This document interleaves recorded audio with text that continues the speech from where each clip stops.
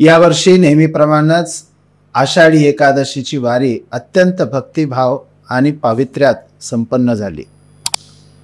संपूर्ण दिंडीमध्ये भक्तांचा मेळा जसा जमला तसं काही विचारांचं वादळ सुद्धा या दिंडीमध्ये उठलेलं दिसलं।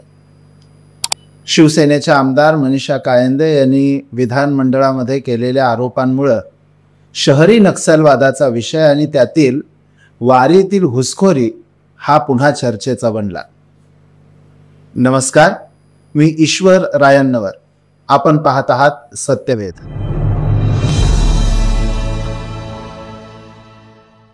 आषाढी एकादशीच्या वारीच्या निमित्तानं वारीमध्ये होणारं सांस्कृतिक आक्रमण आणि त्या संदर्भातली चर्चा जनसामान्यांमध्ये यावर्षी अधिक रंगली। वारीमध्ये माओवादी संघटनांच्या शहरी गटांनी वेगवेगळ्या पद्धतीच्या हालचाली करताना दिसल्या। काही वर्षांपूर्वी वारीमध्ये मटणाचे तुकडे फेकण्यापासून सुरू झालेला हा प्रकार वैचारिक गदारोळांनी याही वर्षी गाजला। काही अभंगांचं अप्रस्तुत सादरीकरण, त्याचे तुकडे पाडून त्या अभंगांचे विकृत पद्धतीने अर्थ सांगणं आणि समाजामध्ये फूट पाडली जाईल असा विचार। संविधान समता दिंडीच्या गोंडस नावाखाली समाजामधल्या भेदांना पुन्हा खत पाणी घालत समाजामध्ये असंतुष्टता निर्माण करणं, प्रबोधन पथनाट्याच्या माध्यमातून, गाणी बजावणीच्या माध्यमातून समाजामधल्या वेगवेगळ्या विभाजनकारी वृत्तींना पुन्हा चालना देणं असे प्रकार याही वर्षी आपल्या या वारीमध्ये घडले। या निमित्तानं शहरी नक्षलवाद अर्थात शहरी माओवाद हा चर्चेचा विषय पुन्हा एकदा झाला। बंदी घातलेल्या कबीर कला मंच सारख्या संघटनांनी वारीमधली सक्रियता अधिक वाढवली आणि हा खरं तर लोकशाही समोरच्या चिंतेचा विषय झाला। महाराष्ट्रालाच नव्हे तर संपूर्ण भारताला लोकशाही जनमानस तयार करण्याची जी प्रेरणा संत परंपरेनं दिली, लोकशाहीचा आधार ज्या बसवेश्वरांच्या अनुभव मंटपामधून प्रत्यक्ष साकारलेला दिसतो, संतांच्या शिकवणीतून उभे राहिलेली समता बंधुता या शिकवणीतून तयार झालेलं जनमानस या संपूर्ण लोकशाहीच्या यशस्वीतेची पायाभरणी करताना दिसते। त्याच वारीच्या परंपरेमध्ये संविधानाच्या गोंडस नावाखाली विभाजनकारी वृत्ती अधिक सक्रिय झालेल्या दिसल्या। या सगळ्या कामामध्ये पर्यावरण, संविधान, कला, महिला जागृती, मानवाधिकार अशा वेगवेगळ्या नावाखाली फुटीरतावादी गट अधिक सक्रिय झाले। ज्यांचा प्रत्यक्ष देवावर विश्वास नाही अशा अंधश्रद्धा निर्मूलन समितीच्या कार्यकर्त्यांनी सुद्धा वारीमध्ये आपली सक्रियता वाढवली आणि त्यांच्या हेतूबद्दल निश्चित शंका घेतली गेली। इरावती कर्वेंनी ज्या वारीचं वर्णन, ज्या पांडुरंगाचं वर्णन अशा पद्धतीनं केलंय की ज्या देशातील लोक पंढरीला येतात तो अवघा महाराष्ट्र, अशा महाराष्ट्रामध्ये भाषिक अस्मितांनी महाराष्ट्राच्या सीमा अधिक संकुचित करण्याचाही प्रयत्न याच काळामध्ये झाला। म्हणूनच शहरी नक्षलवाद हा मुख्य चिंतेचा आणि चर्चेचा विषय झाला, यात आश्चर्य नाही। या निमित्तानं आपण या नक्षलवादाची प्रत्यक्ष रूप, या नक्षलवादी विचारांचा नेमका आपल्या या वर्तमान काळातला संदर्भ तपासून बघायला पाहिजे।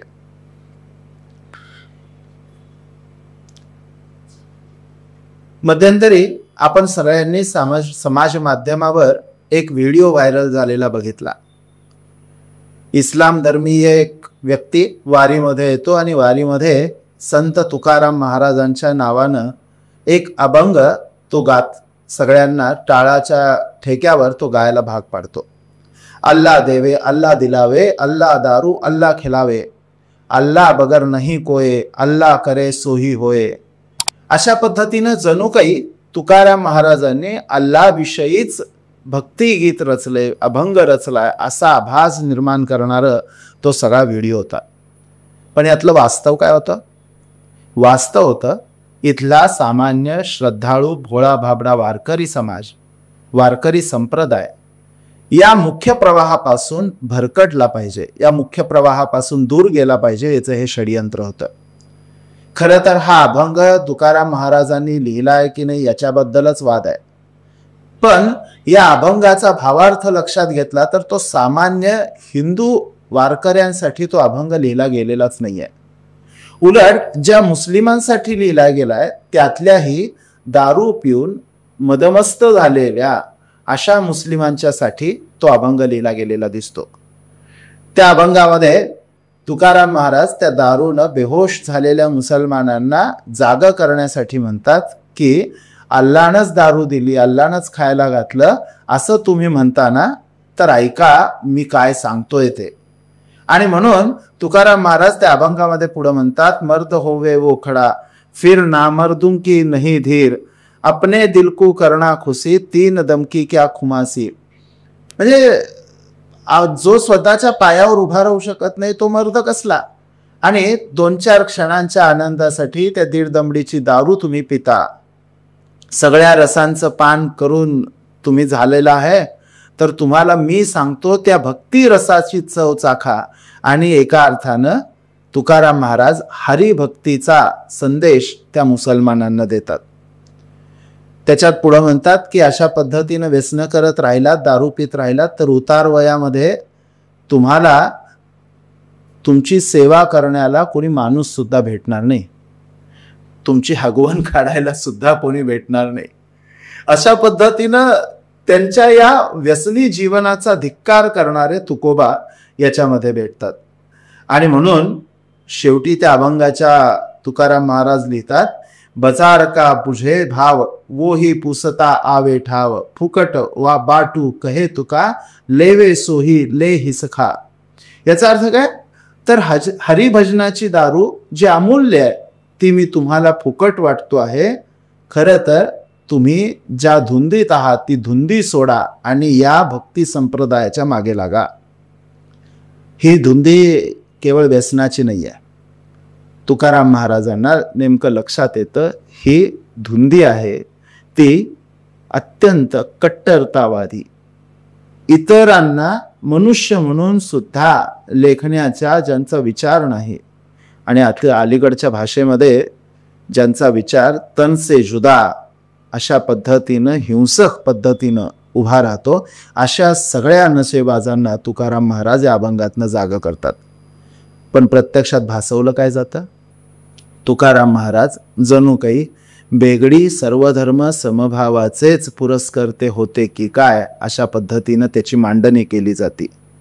खरं तर तुकाराम महाराजांचा इस्लामबाबतचा आणखीन एक अभंग आहे, तो हेतू पुरस्सर सांगण्याचं टाळलं जातं. संता नाही मान देव मानी मुसलमान, ऐसे पोटाचे मारिले देव आशा विटंबिले, घाली लोटांगण वंदी निचाचे चरण, तुका म्हणे धर्म न कळे माजल्याचा भ्रम. शुद्ध सनातन धर्माचेच प्रचारक संत तुकाराम महाराज होते. पण प्रत्यक्षामध्ये आता या सगळ्या वारीच्या निमित्तानं मुख्य आधार समाजाचा हिरावून घेण्याचं षडयंत्र सुरू राहतं. इतिहासाची विकृती कशी केली जाते त्याचे अनेक उदाहरण आपण पाहतो. श्रीनिवास नेमाडे यांचा एक लेख आहे, ईदच्या दिवशी काय घडले, तुकोबांचे मशिदीत कीर्तन झाले या नावानं. पुण्यातून वारी घेऊन जाताना चौकामध्ये जोरदार पाऊस आला आणि एका बाजूला मंदिर एका बाजूला मशीद, मंदिराची दारं ब्राह्मणांनी बंद केली आणि मशिदीची दारं तिथल्या मौलवींनी उघडली. तुकोबांचं कीर्तन मशिदीत झालं आणि जणू काही हिंदू मुस्लिम ऐक्याचा एक आविष्कार तिथं घडला. हे सांगत असताना स्वाभाविकपणे हिंदू धर्मातल्या वेगवेगळ्या जातींमधली फूट अधिक गडद करण्याचा प्रयत्न झाला. पण हेच नेमाडे हे सांगण्याचं विसरून जातात की या पद्धतीनं जर त्या मशिदीत कीर्तन झालं असेल तर त्या कीर्तनाची परंपरा का नाही उभी राहिली, का नाही महाराष्ट्रातल्या अन्य सगळ्या मशिदींमध्ये हरिपाठ होऊ लागला, का नाही ज्ञानेश्वरीची पारायण झाली, का नाही कीर्तनकार प्रवचनकारांचा तिथं सोहळा रंगला, का नाही या सगळ्या वास्तूमध्ये रिंगण रंगलं. हे सांगणं सोयीस्करपणे टाळणं हे त्याच्या विचारांच्या शुद्धतेबाबत प्रश्नचिन्ह उभं करणार आहे. आणि म्हणून खरं तर अफजल खान वधाच्या बाबतीत विचार जेव्हा उभा राहतो तेव्हा सर्वधर्म समभाव आठवणारे, त्यावेळी अफजल खानाची वकिली करणारी ही सगळी मंडळी, ज्या अफजल खानांनी विठ्ठलाच्या त्या मंदिराची तोडफोड केली, त्याच पांडुरंगाच्या मंदिरामध्ये गायीच्या रक्तांनी सबंध मंदिर न्हालं, त्याच मंदिराच्या वारीसाठी जाणाऱ्या भाविकांना कोणत्या तोंडानं ते आलिंगन द्यायला जातात. संतांच्या चरित्राची मांडणी करतानाही हे संत सगळे जणू काही विद्रोही विचारांचे होते अशा पद्धतीनं त्याची मांडणी केली जाते. समाजामध्ये पसरलेल्या कर्मकांडाला, एकाधिकारशाहीला, कट्टरतावादी विचाराला सगळ्याच विचारवंतांनी संतांनी कडाडून विरोध केला. पण संतांनी जणू काही इथले वेद अमान्य केले, इथली परंपरा, इथली संस्कृती अमान्य केली. अशा पद्धतीने विद्रोही जीवन त्यांचं रंगवलं गेलं, ज्याच्यामध्ये वेद बाह्य बोले जो पाखंड त्याचे काळे तोंड असे म्हणणारे तुकाराम सुद्धा विद्रोही म्हणून चितारले गेले. जे तुकाराम म्हणतात, धर्म रक्षावयासाठी करणे आटी आम्हासी, वाचा बोलो वेद नीती करू संती गेले ते.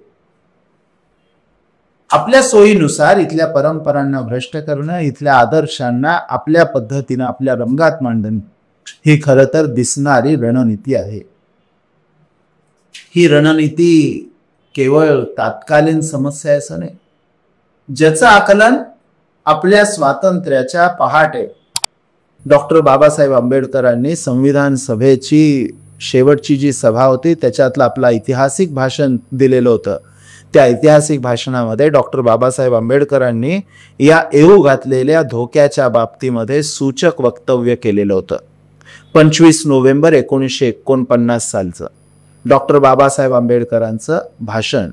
त्याच्यामध्ये ते स्पष्टपणे म्हणतात, साम्यवादी पक्ष अर्थात कम्युनिस्ट आणि समाजवादी पक्ष अर्थात सोशलिस्ट या दोन घटकांकडून संविधानावर मोठ्या प्रमाणात नापसंती व्यक्त करण्यात येत आहे.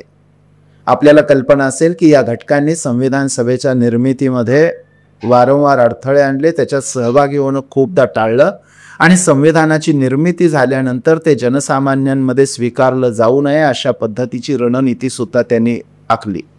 संविधानाच्या अगदी सुरुवातीच्या क्षणापासून ते संविधानाचे विरोधक राहिलेले आहेत. बाबासाहेब आंबेडकर याच्यामध्ये पुढे म्हणतात, ते संविधानाच्या प्रती नापसंती का व्यक्त करतात?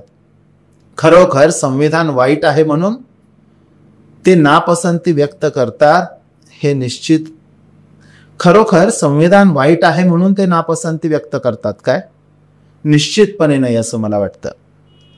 साम्यवादी पक्षाला कामगारांच्या हुकुमशाही तत्वांवर आधारलेलं संविधान हवंय.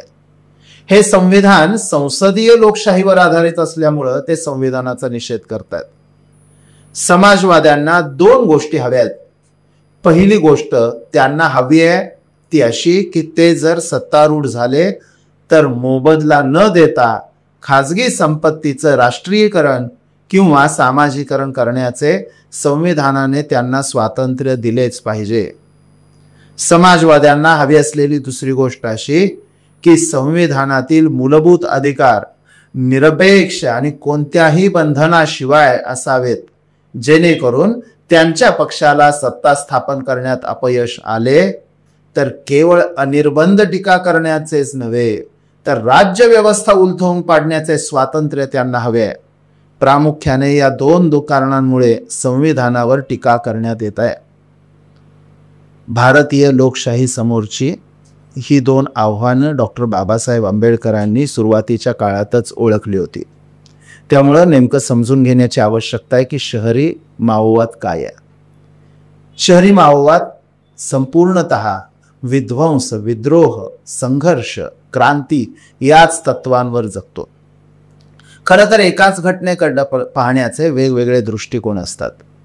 जसं जमिनीमध्ये एक बीज पेरलं जातं, ते अंकुरतं आणि त्याच्यापासून वृक्ष तयार होतो, पण त्याच घटनेकडे बघण्याचे दोन भिन्न दृष्टिकोन आहेत.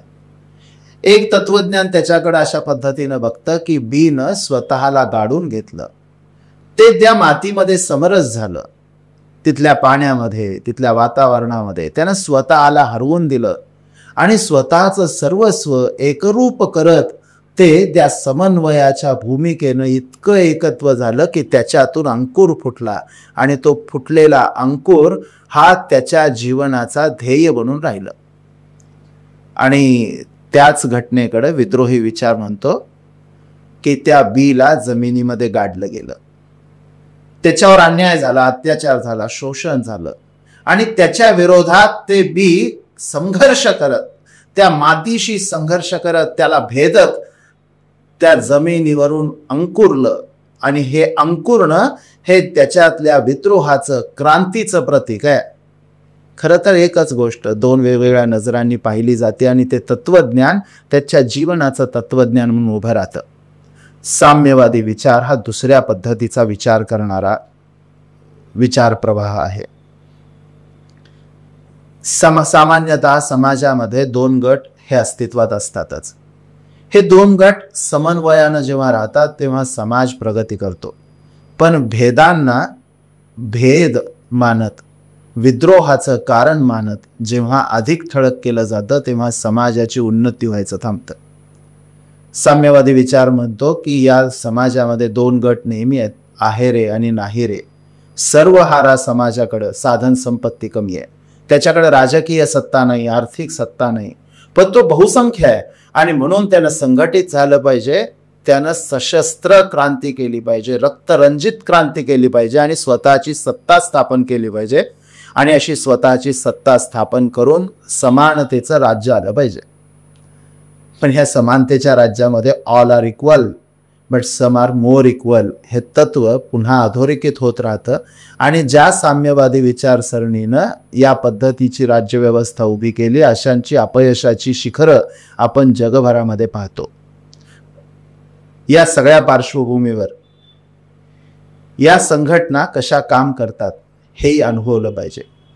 खरं तर नक्षलवादी म्हटल्यानंतर आपल्या डोळ्यासमोर उभं राहतं ते जंगली भागामध्ये शस्त्र घेऊन उभे राहिलेले आदिवासी की ज्यांना ओळखणं सोपं आहे, ज्यांच्या विरोधात कारवाई करणं त्या मानानं सोपं आहे, कारण ते शस्त्र घेऊन प्रत्यक्ष व्यवस्थेच्या विरोधात युद्ध टाकलेलं असतं. पण शहरी नक्षलवाद हा रूप बदलणारा राक्षस आहे. तो शहरामध्ये वाढतो, शहरामध्ये विचारवंत, शिक्षक, आंदोलक, NGO, वकील, विद्यार्थी अशा सगळ्या रूपांमध्ये तो उभा राहतो. बुद्धिजीवी गटामध्ये तो वावरत असतो आणि प्रत्यक्षात कुठल्याही रजिस्टर नसलेल्या संघटनांना तो समवेत घेत त्यांच्या बॅनर खाली काम करतो. खूप वेळेला संघटनांची नावं बदलत असतात. आणि या सगळ्या पार्श्वभूमीवर हा शहरी नक्षलवाद आपल्या सगळ्यांच्या आसपास वावरत असतो आणि ज्याला आपण अज्ञानानं मानवाधिकारवाले, ज्यांना आपण संविधान बचाववाले अशा गोंडस नावाखाली पाहत असतो. काय आहे यांचा इतिहास? आपल्या सगळ्यांना माहिती आहे की देश स्वतंत्र होण्यापूर्वी साधारणपणे 1920 ते 24 या कालखंडामध्ये प्रत्यक्ष साम्यवादी विचार भारतामध्ये आला. सन 1920 ते 24 या कालखंडामध्ये साम्यवादी विचार भारतामध्ये आला. हा विचार भारतामध्ये आला तेव्हा स्वातंत्र्य चळवळ ऐन भरात होती. स्वातंत्र्य चळवळीमधले यांचं योगदान संशयास्पदच राहिलं. नंतरच्या कालखंडामध्ये देश उभारणीच्या काळात प्रत्यक्ष संविधान निर्मितीमध्ये सहभागी न होता विरोधाचा त्यांचा नारा बुलंद राहिला. चीनच्या युद्धामध्ये तर यांनी चीनी सैन्याला पायघड्या घालण्याचं शिल्लक ठेवलेलं होतं. असा देशद्रोही विचार साम्यवादाच्या रूपानं भारतात उपजला. भारतामध्ये स्वातंत्र्य मिळाल्यानंतर पक्षीय राजकारणामध्ये काही साम्यवाद्यांनी सहभाग घेतला आणि आपली क्रांतीची, सशस्त्र क्रांतीची भाषा बदलून राजकीय प्रवाहामध्ये सामील होण्याचं ठरवलं. पण जे कट्टरवादी, हिंसक प्रवृत्तीचे साम्यवादी होते त्यांनी या सगळ्या गटांना संघर्षाची पोथट झालेली धार बघून आपल्या शत्रू गटामध्ये या साम्यवाद्यांना सुद्धा सामील करून घेतलं आणि कट्टरतावादी गट मात्र आपल्याच मूळ विचारधारेनं सक्रिय राहिले. हा गट होता माओवादी लेनिनवादी विचारांचा. आपल्या सगळ्यांना माहिती आहे की पश्चिम बंगालमधल्या दार्जिलिंग या जिल्ह्यातल्या नक्सलवाडी या भागामध्ये पहिलं यशस्वी सशस्त्र आंदोलन या नक्सलवाद्यांनी केलं. खरं तर या कम्युनिस्ट माओवाद्यांना नक्सलवादी हे नाव तिथंच मिळालं आणि खूप वेळेला या नावामुळं आपण त्यांचं हिंसक रूप विसरून जातो. या माओवादी संघटनांचं मुख्य तत्व काय आहे? यांचं मुख्य तत्व आहे राजकीय व्यवस्था हस्तगत केली पाहिजे, पण ती लोकशाही पद्धतीनं नाही. इथली political power grows out of the barrel of a gun या तत्वावर त्यांचा विश्वास आहे.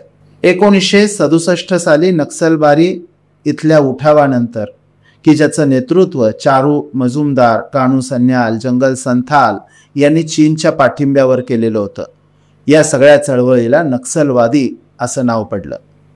या सगळ्या चळवळीमध्ये जमीनदारांच्या हत्या केल्या गेल्या, व्यवस्थेमध्ये असलेल्या अधिकाऱ्यांना मारलं गेलं, राजकीय व्यवस्थेमधल्या नेत्यांना मारलं गेलं आणि यामध्ये अटक झालेल्या चारू मुजुमदार यांचा 1972 साली 28 जुलैला तुरुंगातच हृदयविकारानं मृत्यू झाला. चारू मुजुमदारांच्या मृत्यूनंतर ह्या चळवळीचे वेगवेगळी शकलं झाली आणि वेगवेगळ्या गटांमध्ये विभागले गेलेल्या या चळवळीनं आपापल्या परीनं सैनिकी युद्ध सुरू ठेवलं. पण या सगळ्या चळवळीला कलाटणी मिळाली ती सप्टेंबर 2004 साली, जेव्हा हे सगळे विविध जहाल गट एकत्र आले, त्यांचं विलिनीकरण झालं आणि नेपाळच्या पशुपतीपासून आंध्र प्रदेशमधल्या तिरुपतीपर्यंतचा त्यांचा प्रभाव क्षेत्राचा एक कॉरिडॉर निर्माण झाला, ज्याला रेड कॉरिडॉर असं म्हटलं जातं. आपल्या 14 ऑक्टोबर 2004 साली प्रसिद्ध केलेल्या संयुक्त निवेदन पत्रकामध्ये या चळवळीचे 2 शीर्षस्थ नेते गणपती आणि किशन हे स्पष्टपणे म्हणतात की उजव्या आणि पथभ्रष्ट झालेल्या कम्युनिस्टांच्या विरोधात आमचा संघर्ष सुरू राहील. याच्यासाठी ग्रामीण भाग आणि सर्वहारा लोकांचं युद्ध हेच पार्टीचं कार्य आहे. इथं कम्युनिस्ट पार्टी ऑफ इंडिया माओवादी पार्टी शब्दामुळे काही वेळेला आपला गोंधळ होण्याची शक्यता असते.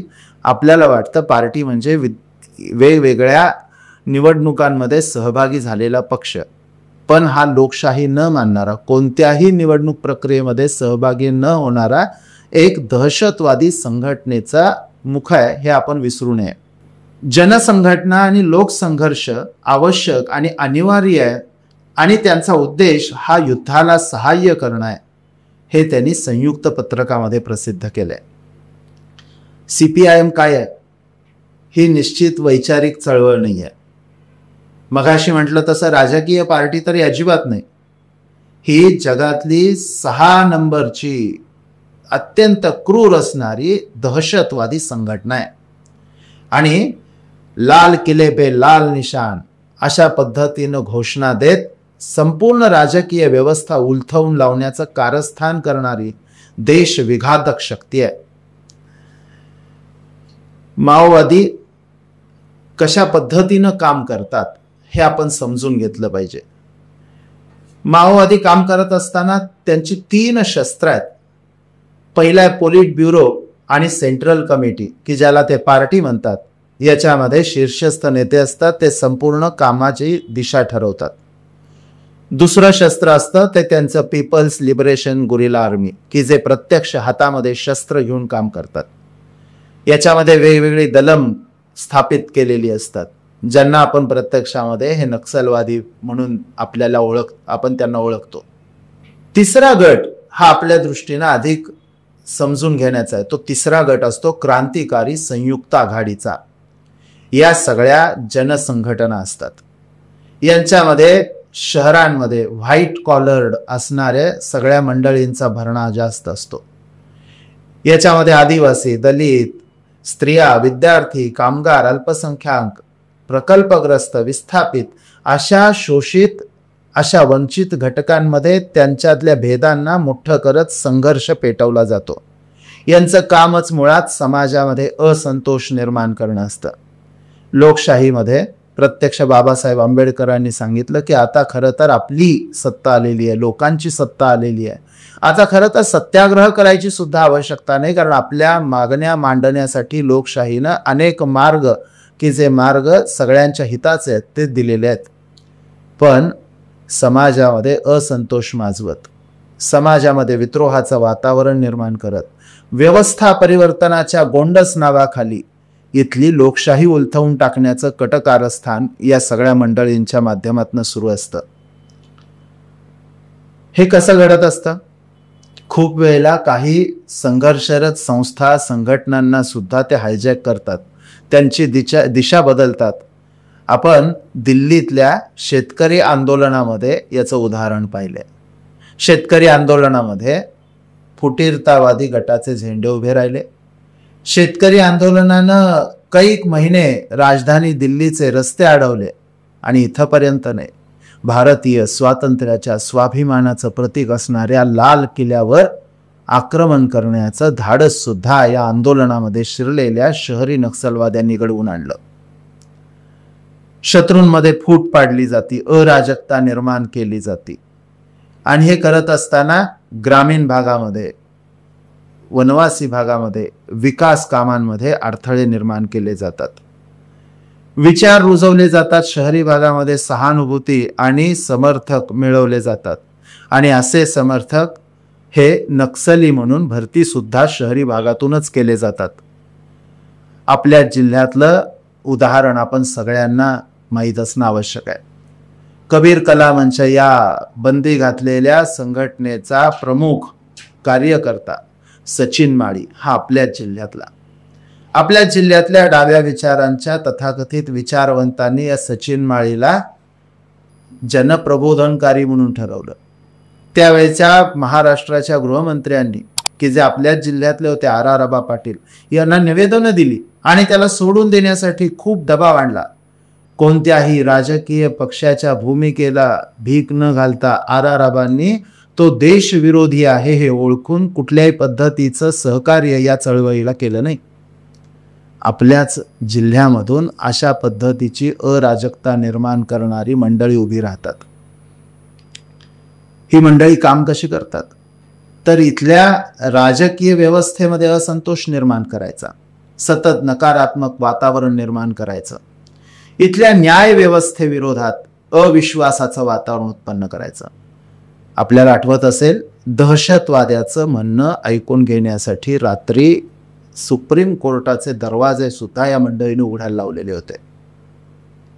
दहशतवाद्याला फासाची शिक्षा दिल्यानंतर हजारोंच्या संख्येत त्याची अंत्ययात्रा काढण्यामध्ये याच मंडळींचा पुढाकार होता.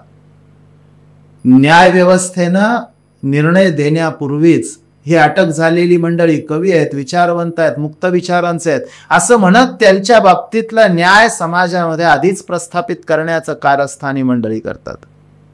आपल्याला यातनं जागं राहिलं पाहिजे. इलेक्शन कमिशन सारख्या अत्यंत तटस्थ असणाऱ्या संवैधानिक विभागाविषयी सुद्धा सततच्या आरोपांनी संशयाचं वातावरण निर्माण करतात. आणि मग ईव्हीएम मशीन विषयीचा संशय असेल किंवा एकूण प्रक्रियेविषयीचा संशय असेल, वास्तवामध्ये कुठल्याही पद्धतीच्या लोकशाही मार्गांनी त्याची सोडवणूक न करता, ते म्हणणं न मांडता, केवळ जन आंदोलनाच्या माध्यमातून व्यवस्थेमध्ये अविश्वासाचं वातावरण तयार करत या व्यवस्थेविषयीची चीड सामान्यांच्या मध्ये उभी केली जाते. इतिहासाचं विकृतीकरण करत सांस्कृतिक व्यवस्था भ्रष्ट करण्याचं काम केलं जातं.